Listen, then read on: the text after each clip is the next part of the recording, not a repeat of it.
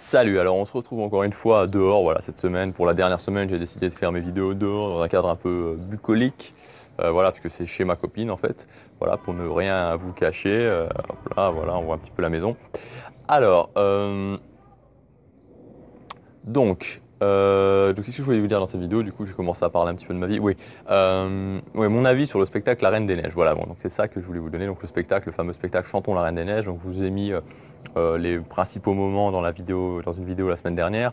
Donc ce qu'il faut savoir, c'est qu'il y avait environ 12 minutes de vidéo. Le spectacle dure environ 20 minutes. Donc vous aviez vraiment les deux tiers à trois quarts du spectacle, enfin, plutôt les deux tiers.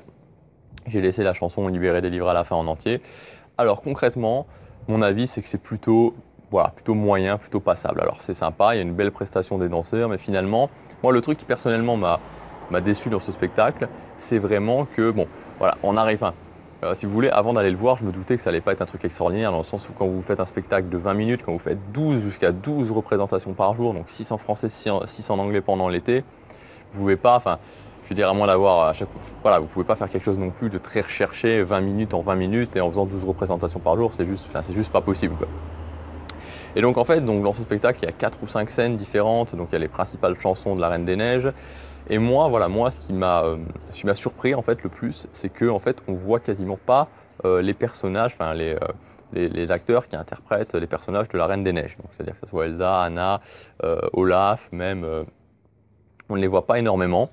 Voilà, on ne les voit pas énormément et on voit beaucoup plus les danseurs, quoi. C'est-à-dire qu'ils font des apparitions, ça, au début il y a Anna, puis voilà, puis elle s'en va, puis Olaf, puis on les voit en début, en fin de chanson, mais voilà, ils font pas non plus voilà, ils font pas non plus, on les voit pas énormément, et particulièrement sur Elsa, parce que comme vous avez pu le constater dans la vidéo de la semaine dernière, Elsa elle arrive vraiment tout à la fin de la chanson Libérée, délivrée, vraiment tout à la fin de la chanson pour vraiment le dernier refrain, et après une fois qu'elle est là, ils reviennent tous sur scène, et donc ils font une dernière fois avec le public, ils chantent une dernière fois.